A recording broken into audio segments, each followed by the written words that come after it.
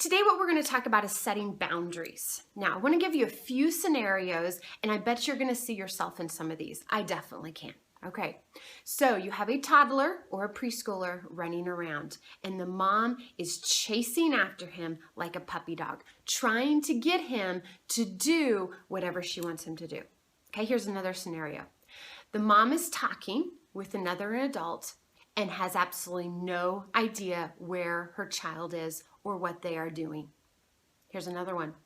You're having a conversation with an adult and the child interrupts your conversation 47 times. You've had that experience many times. Last one, you're at a restaurant and the child is screaming every time she wants something. And this is multiple times over and over and over. What I've just given you are 4 scenarios where boundaries have not been set for that child. The child is in control of the situation. Let me explain. The child is deciding what he wants to do, and thus mommy is chasing after him. The child is deciding where she wants to do whatever she wants to do, and that's when mommy has no idea where her child is. The child is deciding when things happen, and this is when child is number 1. He decides what he does, where he does it, when he does it. And then the last one is he decides how things are done. He is demanding his way, and the child is saying, I'm number 1. So this is what happens when no boundaries are given for children. Now let's talk about why boundaries are important. First of all, they teach self-control and obedience. This goes back to what we've been talking about in our past videos. Teaching the child obedience. We were created to glorify God, and we do that by loving God and loving others. And the child has to be taught self-control and obedience to do those things. We are setting the expectations for what the child is to be doing. Second, for safety. The boundaries are so important for the safety of the child. But they're also important for the safety of others. We don't want other people to get hurt because our child is not in the safety of boundaries. So we are deciding where that child needs to stay. The next one is respect. We're teaching the child to respect us as parents. We're teaching the child to respect others. And this is the where. Where is the child going to do what they want to do? And at what time? Continuity. This is so important because what we do at home applies to what the child does at church, what the child does at other people's homes, what the child does at restaurants. We are controlling the how a child does things. That continuity going from one situation to another. Next one is security and love. I know this sounds bizarre, but a child wants boundaries because those boundaries are security for them. And they want to make sure those boundaries are firm. Last one, boundaries are part of life. I have boundaries that I have to stay within. You have boundaries. We have boundaries in our marriages. We have boundaries that we need to have on the internet. And it's much easier for our children to learn these boundaries when they are 2 than when they are 22. And God gave us boundaries that, let's think about Adam and Eve. He gave them boundaries to stay away from the tree of knowledge of good and evil. They could eat fruit off of any other tree, but he said, I want you to stay away from this one. He put up boundaries. The 10 Commandments are our boundaries to teach us to love God and to love others. Here's a quote from Jody Burnt. God's commands are not meant to limit our freedom. Rather, they are meant to protect us and to show us how to live life to the fullest. Isn't that what we want for our children? We want them to live life to the fullest, but we want them to live it with self-control, with safety, learning respect, security, and love. Okay, now I'm going to give you some specific ideas for setting boundaries in your home. These are things that I really wish I would have done from the beginning. These are things that I've messed up on and things that I've seen my friends struggle through. So one of them is with eating and drinking. And I encourage you greatly to decide when your child eats and drinks and where they eat and drink. And then I'll explain in a few minutes why that's important. First of all, my children always had their snacks sitting at the table or sitting at the floor beside me. A lot of times in the kitchen, maybe when I was making supper, they would sit on the floor. We also had specific times for snacks and meals. We do not graze. That's really unhealthy for the child to eat snacks all the time and then they don't want to eat their dinner or don't want to eat their supper. So we want to decide where they are going to eat, sitting at the table, sitting at the floor, wherever you choose as a designated spot. And then we're going to decide when they're going to eat and what they're going to eat. These are boundaries that we're setting for the child, so then when they are able to make those decisions on their own, they've had safe boundaries set. Also, where this applies is in restaurants. We've all been to restaurants where we wanted to crawl under the table because we were so embarrassed. And when we set those boundaries at home for where and when to eat, then we can apply those boundaries in a restaurant. One of the biggest things that I encourage you to do in restaurants is to keep the children seated. Our rule is once we get there, we are seated and the children do not get up. And I found that that is a huge secret to our restaurant success. When we allow our children to walk around and mingle is when we get into trouble. So we're setting the boundaries at home so then we can apply those boundaries when we go out. Here's another one, safety boundaries. And we start small for when the child is youngest, and then those boundaries expand as the trust level and obedience expands as well. So at first, we're starting on the inside the house, where you stay by mommy or you stay in your room. And these are especially important, let's say when you have a younger child who you are feeding or nursing or you're changing a diaper. You need those toddlers to stay with you. So you're setting those boundaries that I want you to stay in this room. Then you go outside and the boundaries are expanded a little further. Now I want you to stay behind this chalk line I've drawn, or in between these trees, or you lay a rope, a jump rope on the sidewalk and say, stay in front of this jump rope. It's particularly important when you are allowing your child a little more freedom, but they still have to stay in the boundaries that they are able to do with their maturity. Then this expands to the playground. When you go, it's a bigger playing area. There's more for them to do, but you've set the boundaries so they are ready for that bigger area. One thing that I encourage you to do, instead of saying, I can't see you, instruct the child to stay where they can see mommy. You are putting the responsibility in the child's hands instead of the responsibility into yours. So I ask my child, can you see me right now? If you cannot see me, you have gotten out of those boundaries. Parking lots. This is always something that scares me. I don't like parking lots. So I have very firm boundaries for my children. Even now that they are 9, 10, and 11 years old, I have boundaries for them to keep them safe, and then also for other drivers in the parking lot. We want to respect them and not put them into a situation that could be dangerous. In parking lots, my children are required to hold my hand when they are young, and then when they have learned the obedience, then they walk beside me. It's easier to see many people in a group than it is to see small individuals. So we want to stay together, setting those boundaries for safety. Respect is another area where we want to set boundaries. Whenever I am talking to an adult, you will oftentimes see my children come up and place their hand on my arm or on my shoulder.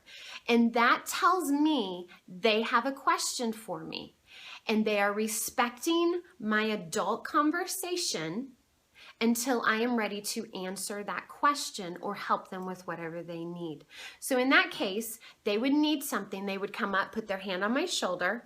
I put my hand on top of theirs to let them know that I know they need something. And then as soon as there is a break in the conversation, I can say, excuse me, I need to help my child for just one moment. And then we can have a conversation and figure out what we need to do.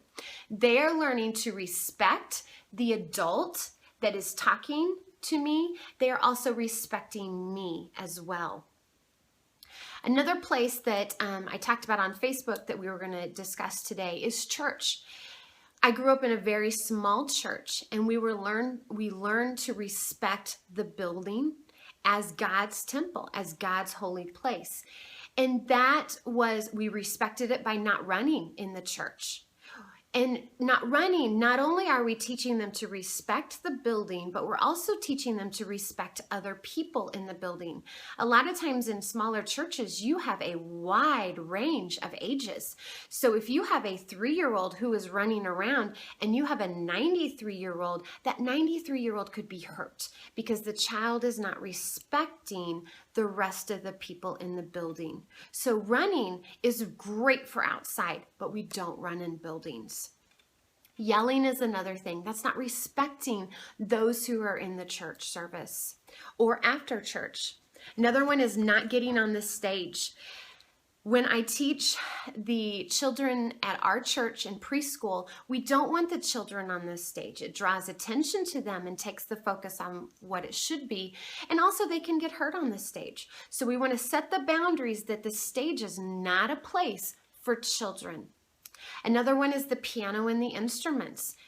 The piano and the instruments are not for the child to touch. They are very, very expensive, and we need to respect them and respect those who do use them to worship. So just setting the boundaries will help the child know exactly what they need to do so that then they have the security and the confidence that this is what I can do, this is what I can't do.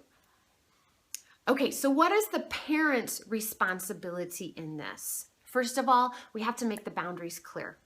We don't want to tell a child, don't go over there. Over there is abstract. The child doesn't know what they're supposed to do. Instead, we want to say, this tree, and walk the child to that tree and say, this tree, do not go past. That is very concrete, and the child will understand it. When talking about the church, I said you are not to go on the stage. And the stage, in some churches, it's just, the stage is a step. So you don't go up these steps, and you take the child and walk them to that place so they know exactly what this means. If you're telling them a place to sit to drink their sippy cup, they sit on this carpet spot or they sit on this chair, they know exactly where it is. The next one is consistency. We can't change our boundaries all the time. They've got to be consistent so that the continuity carries from one situation to another. We are consistent when we say you may not walk around with a sippy cup and throw it when you're done with it. You may not walk around and eat. Then that applies to restaurants. And so we have the same boundaries everywhere. Another one is that the younger the child, the more boundaries I need to have, or the smaller the boundaries I need to set for them, because they don't have the maturity to handle this. The children need boundaries that meet their maturity and meet their trust level and their obedience level. And then the last one is we need to set boundaries and we need to supervise those boundaries. I get it. I get tired. And there are times where all I want to do is sit and talk with my friends. But God never said parenting was easy. And when we set boundaries for our children, we have to make sure that they follow those boundaries. Sending children off to another room, to the basement, to a playground, and saying, I'll get back to you. If we wouldn't do that at home, we don't need to do that in a public place. It is our responsibility to watch our children, and we need to do that.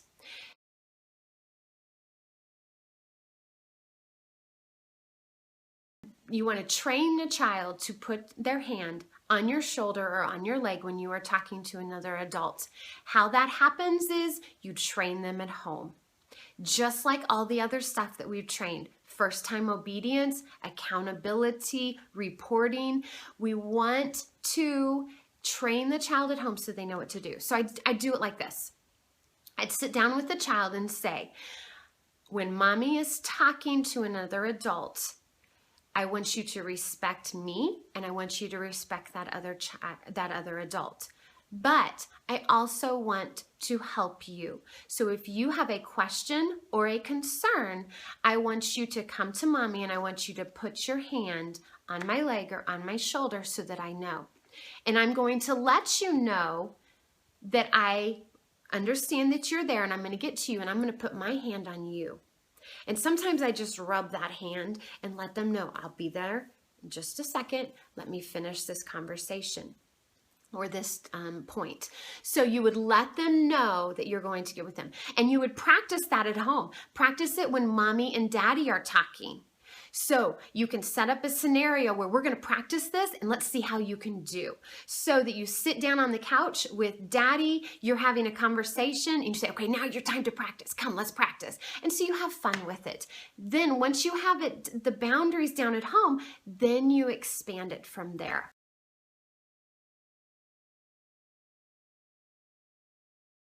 Mommy or daddy are talking and the child wants your attention. What we have our children do is say, mommy, and then if I'm in the middle of a conversation, I simply put up my hand so they know just a moment, or put my hand this way so they know just a moment and I will get to them.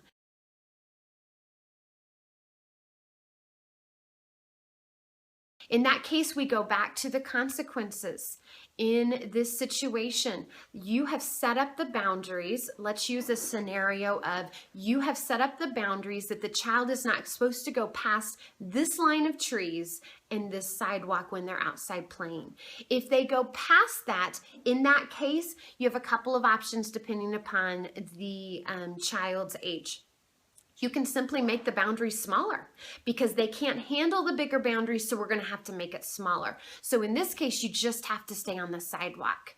Or in that case, I would also, another option would be for the child has to sit down and the child doesn't get to play for a few minutes. So you're using whatever they are doing, use the opposite, which would be a natural consequence, as a consequence in this case.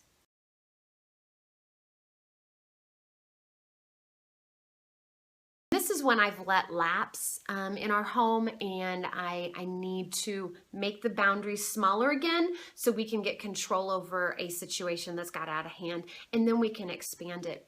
But when we are on the phone, it's a perfect time for children to want to talk. I was doing an important phone call last night and little man did not want me to have that phone call and was really struggling to have self-control.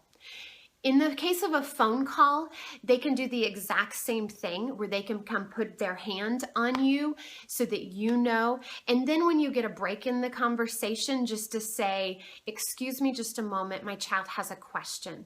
You are validating to your child that they are important, but you're also showing them that they have to respect the other adult that you are talking about.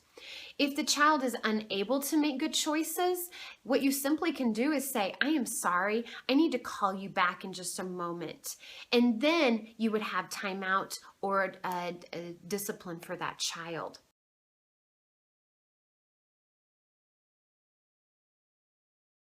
And that's where we go back to that first time obedience. You have to train the child at home for them to obey outside the home. If they do not obey you when you are in the privacy of your home, they are not going to obey in a restaurant or in a church situation or at somebody else's home. That's why it's so important for that first time obedience. So in that case, if the child refuses to stop running in the church, then I would encourage you to go back and watch our first time obedience video. Because as we talked about, as an infant, you are making 100% of the choices for that child. You are 100% that child's authority. If you have a 2-year-old right here who's refusing to obey, then you are allowing that child to make 100% of their decisions. And that's what reserved for an adult who has earned it.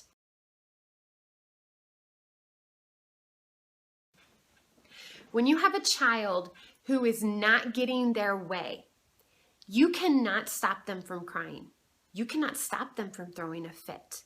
But what you can do is you can control where they cry and you can control where they throw that fit.